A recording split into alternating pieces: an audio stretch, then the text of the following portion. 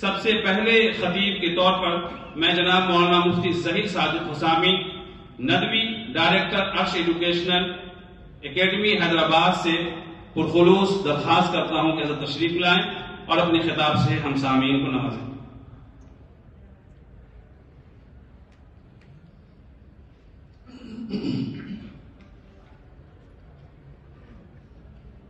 نحمده ونستعينه ونستغفره ونؤمن به ونتوكل عليه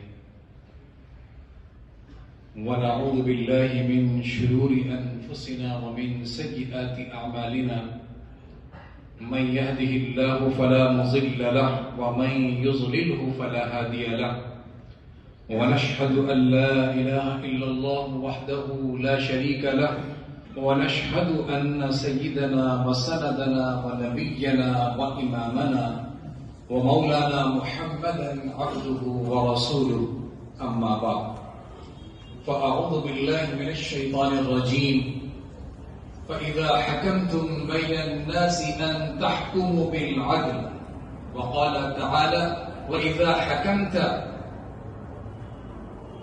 إلى آخره صدق الله العظيم۔ اسٹیج پر رونق افروز مہمانان نظام، علماء کرام اور میری نگاہوں کے سامنے تشریف فرما سامعین کرام،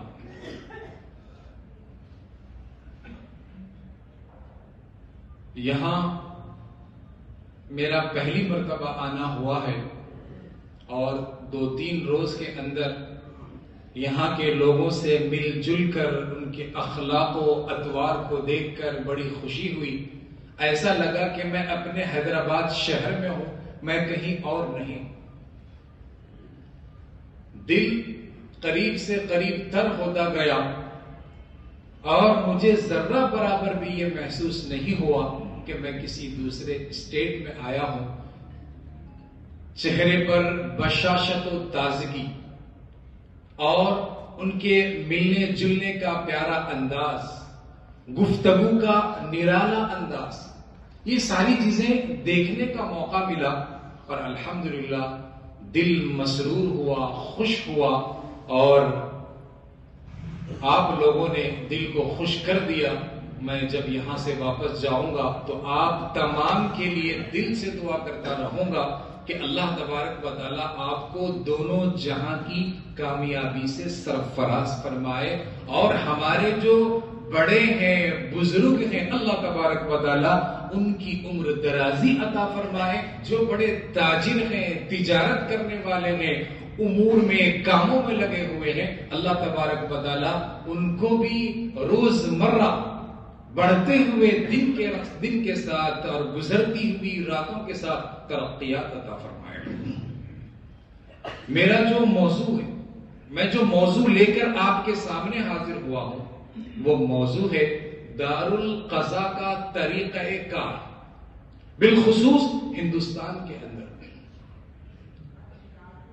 میں نے آپ کے سامنے آیت پڑھی، اللہ تبارک و تعالیٰ فرماتے ہیں فَإِذَا حَكَمْتُمْ بَيْنَ النَّاسِ أَن تَحْكُمُوا بِالْعَدْلِ، کہ جب تم لوگوں کے درمیان فیصلہ کرو تو حق کے ساتھ فیصلہ کرو، اور جو حق کے ساتھ فیصلہ کرتا ہے، جو عدل کے ساتھ فیصلہ کرتا ہے، جو عدل قائم کرتا ہے، اللہ تبارک و تعالیٰ ان سے بہت زیادہ خوش ہوتے ہیں، اللہ تبارک و تعالیٰ ان سے راضی ہوتے ہیں۔ یہ جو دارالقضاء کا ہم نام سنتے ہیں، دارالقضاء، اس میں ایک لفظ قضاء ہے۔ دار کے معنی گھر کے آتے ہیں، قضاء کے معنی فیصلے کے آتے ہیں۔ اب لفظی ترجمہ ہوا دارالقضاء، فیصلے کا گھر۔ تو دارالقضاء یہ ہماری اسلامی عدالت کا نام ہے، لیکن اگر ہم غور و فکر کرتے ہیں تو ہمیں معلوم ہوتا ہے اور ہمیں معلوم بھی ہونا چاہیے کہ آخر قضا کا مطلب کیا ہے۔ اگر ہم قضا کے معنی کو سمجھنے کی کوشش کرتے ہیں، قضا پر غور و فکر کرتے ہیں، تو قضا کی تعلیم خود اللہ تبارک و تعالی ہمیں قرآن مجید سے دے رہے ہیں۔ قرآن مجید ہمیں بتلا رہا ہے، چنانچہ قرآن کریم کی اگر اس آیت پر غور کرتے ہیں اللہ تبارک و تعالی فرماتے ہیں وَقَضَيْنَا إِلَى بَنِي إِسْرَائِيلَ فِي الْكِتَابِ، اس آیت کے اندر خبر دینے کے معنی میں جو ہے یہ آیت مستعمل ہوئی ہے. چنانچہ دوسری آیت سے اگر ہم لفظ قضا کے مفہوم کو سمجھنا چاہتے ہیں تو اللہ تبارک و تعالی فرماتے ہیں وَلَكِنْ لِيَقْضِيَ اللَّهُ أَمْرًا كَانَ مَفْعُولًا. اس آیت کے اندر کام کو کر گزرنے کی تلقین کی گئی ہے. اسی طریقے سے اگر ہم دوسری آیت سے اس کو سمجھنا چاہتے ہیں تو اللہ تبارک و تعالی فرماتے ہیں فَإِذَا قَضَيْتُم مَّنَاسِكَكُمْ، اس کے اندر یہ بات بتلائی گئی ہے کہ کام کو مکمل کر لیا کرو. اور اس کے علاوہ کی آیت سے اگر ہم غور و فکر کرتے ہیں تو اللہ تبارک و تعالی فرماتے ہیں وَقَالَ الشَّيْطَانُ لَمَّا قُضِيَ الْأَمْرُ، اور کام وجوبی طور پر کر لینا چاہیے. اس آیت سے یہ معنی جو ہے نکلتا ہے. اور پھر اللہ پاک فرماتے ہیں وَقَضَىٰ رَبُّكَ أَلَّا تَعْبُدُوا إِلَّا إِيَّاهُ، اور اس آیت کے اندر اس کا مطلب یہ نکلتا ہے کہ وصیت اور تاکید کے معنی میں یہ آیت استعمال ہوئی ہے. اسی طریقے سے اور ہم غور و فکر کرتے ہیں، قرآن کی آیت پر تدبر کرتے ہیں تو اللہ پاک فرماتے ہیں فَمِنْهُمْ مَنْ قَضَىٰ نَحْبَهُ، اور اس کے اندر سے یہ معنی نکل کر کے آتا ہے کہ کام کو اپنی مدت میں ادا کر لیا کرو. پھر ہم قرآن کی آیت پر غور کرتے ہیں تو اللہ پاک فرماتے ہیں فَقَضَاهُنَّ سَبْعَ سَمَاوَاتٍ. اس آیت سے ترجمہ جو نکل کر آتا ہے وہ یہ ہے کہ تخلیق کی جو شان ہے وہ اللہ تبارک و تعالیٰ کی ہے. پھر اور اگر ہم غور کرتے ہیں اللہ پاک فرماتے ہیں کہ کَلَّا لَمَّا يَقْضِي مَا أَمَرَهُ، کام کو انجام دینا اس آیت سے نکل کر کے آتا ہے إِلَّا حَاجَةً فِي نَفْسِ يَعْقُوبَ قَضَاهَا، پختہ ارادہ کرنا یہ معنی اس سے نکل کر کے آتا ہے. اسی طریقے سے اِذْ قَضَيْنَا إِلَى مُوسَى الْأَمْرَ، عہد و پیما لینا یہ معنی اس آیت سے نکل کر کے آتا ہے. فَإِذَا قُضِيَتِ الصَّلَاةُ، ادا کرنا، نماز کو مکمل کرنا، اس آیت سے یہ معنی نکل کر کے آتا ہے. تو قرآن مجید کی بے شمار آیتوں پر اگر ہم غور کریں گے تو لفظ قضا کا مطلب کئی معنوں میں مستعمل ہوا ہے. یہ کون کہہ رہا ہے؟ یہ کون بتا رہا ہے؟ اللہ تبارک و تعالیٰ کی ذات گرامی، اللہ کی شان ہمیں بتلا رہی ہے، قرآن ہمیں بتلا رہا ہے. یہ کئی معنوں میں یہ مستعمل ہوا ہے. پھر اگر ہم غور و فکر کرتے ہیں کہ قضا کا آخر اصطلاحی مطلب کیا ہے، قضا کس کو کہا جاتا ہے، اصطلاحاً اگر ہم غور و فکر کرتے ہیں تو اس کے معنی بھی ملتے ہیں. جب لفظ قضا کا تعلق فریقین سے ہوتا ہے، فریق سے ہوتا ہے، فریقین سے ہوتا ہے، تو اس کا معنی اور مطلب یہ نکل کر کے آتا ہے کہ دو لوگوں کے درمیان فیصلہ کر دینا، دو لوگوں کے درمیان صلح قائم کر دینا، دو لوگوں کے درمیان عدل کو قائم کر دینا.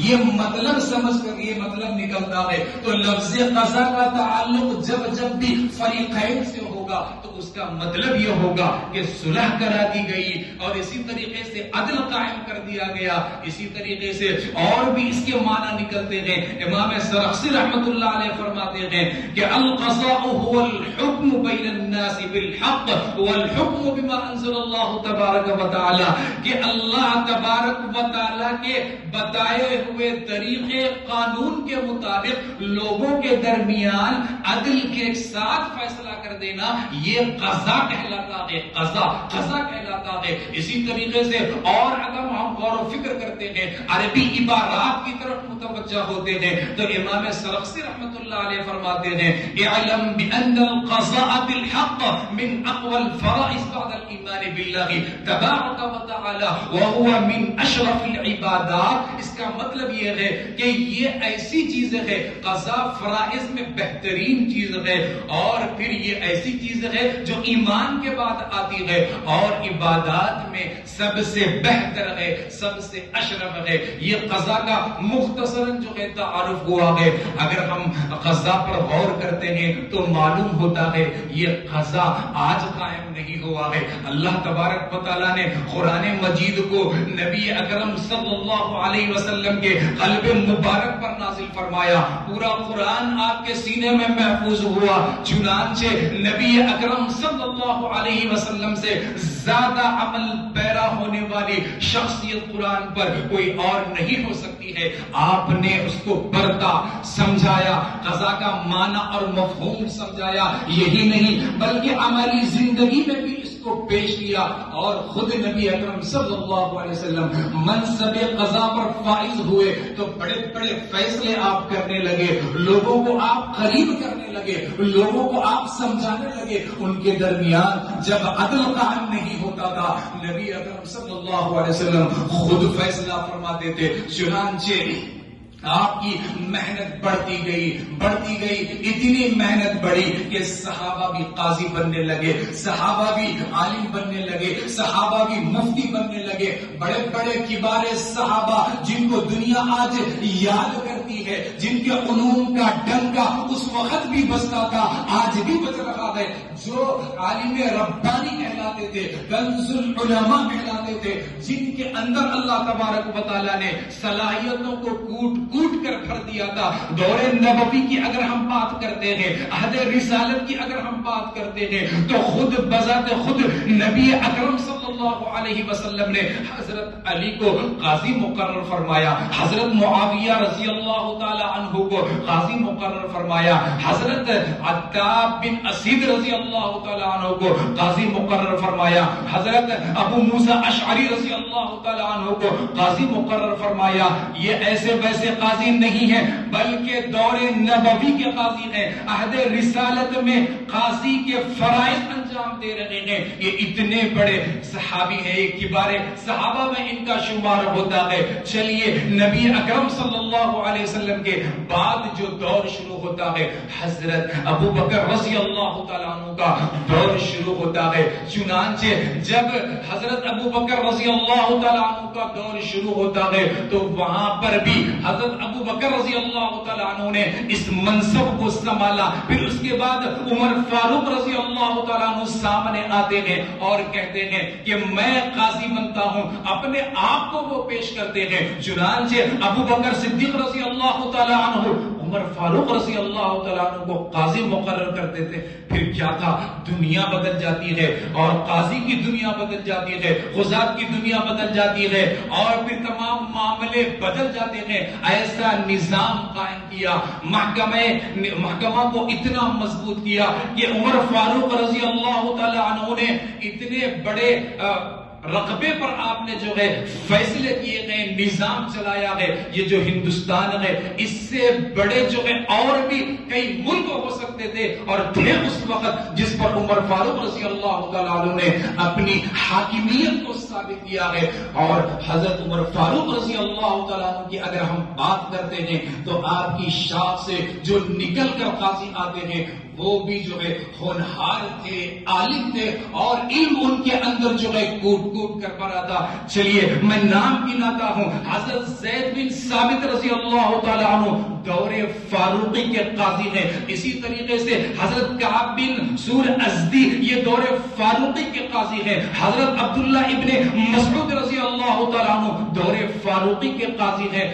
قاضی شریح یہ بھی دور فاروقی کے قاضی ہیں. ایسے بڑے بڑے قاضی عمر فاروق رضی اللہ تعالی عنہ نے مقرر کیے کہ پھر اس کے بعد اس وقت نظام اتنا مضبوط ہوا کہ ہر کوئی اسلامی عدالت میں آ کر فیصلہ کراتا تھا اور اتنے بڑے بڑے بہترین فیصلے ہوئے کہ جو تاریخ میں جو ہے لکھے جا چکے ہیں، کتابیں بھری پڑی ہوئی ہیں. تو یہ جو سلسلہ چلتا ہوا آ رہا ہے، اللہ نے بتایا، نبی اکرم صلی اللہ علیہ وسلم نے عمل کیا، خود فیصلہ کیا. اس کے بعد نبی اکرم صلی اللہ علیہ وسلم نے اپنے بعد جن جانشین کو چھوڑا ہے وہ کبار صحابہ تھے. ان کے اندر بھی علم جو ہے پیوست ہو گیا تھا، سینے میں داخل ہو گیا تھا.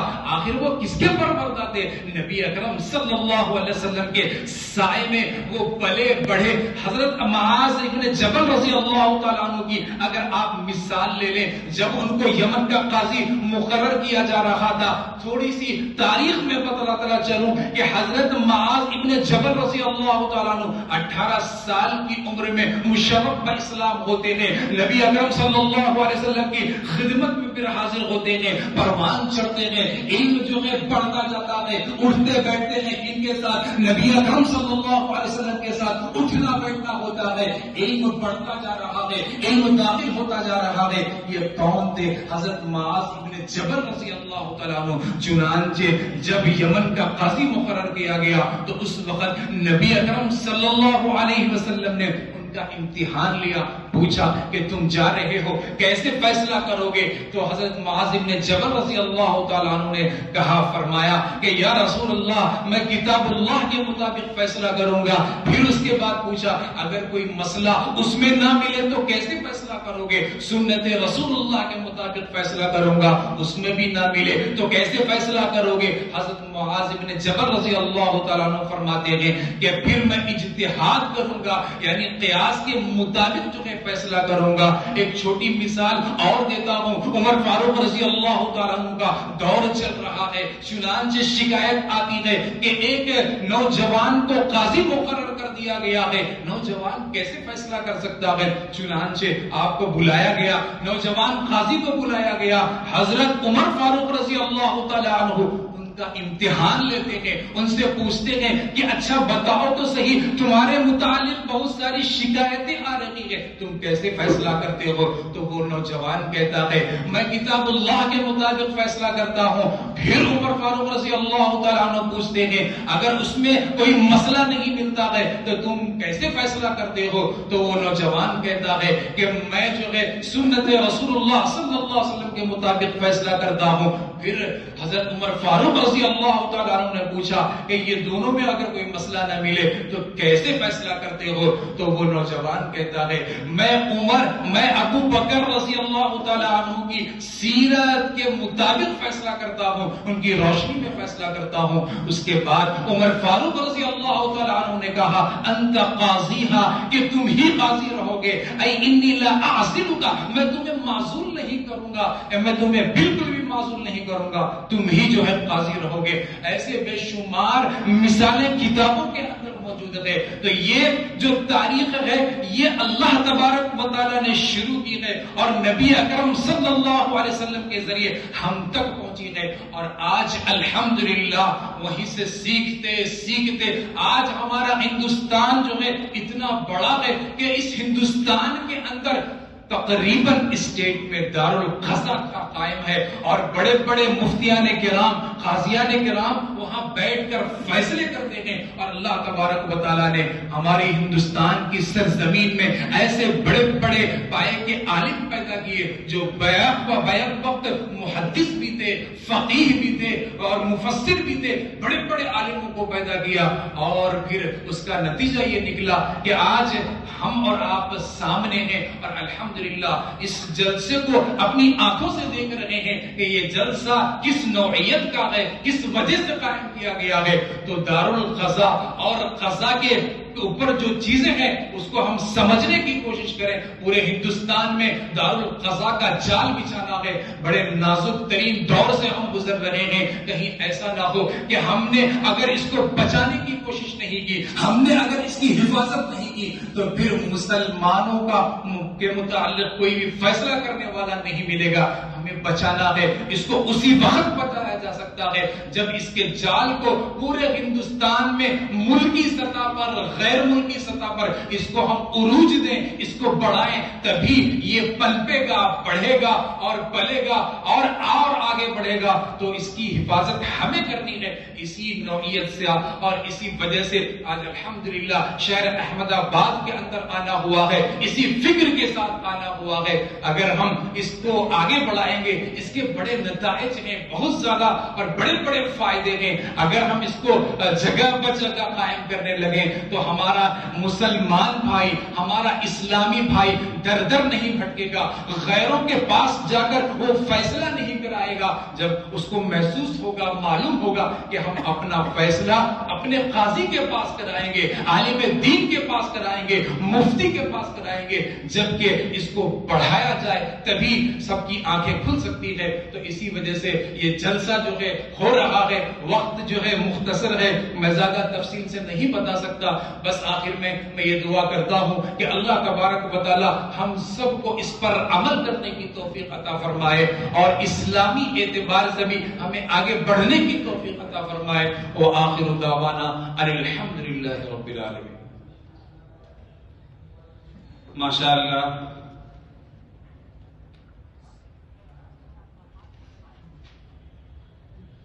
یہ تھے جناب مفتی زہیر ساجد حسامی ندوی، ڈائریکٹر عرش ایجوکیشنل اکیڈمی حیدرآباد، جنہوں نے تاریخ کے پھیلے ہوئے صفحات کو بہت محدود کرتے ہوئے محدود وقت کے اندر ایک مختصر رودات، قضا اور قرآن کریم کی ان تمام مقامات جن مقامات میں اللہ تعالیٰ نے لفظ قضا کو مختلف معانی کے اندر استعمال فرمایا ہے، اس کی طرف نشاندہی کرتے ہوئے اپنی گفتگو فرما رہے تھے۔ اللہ تعالیٰ جزائے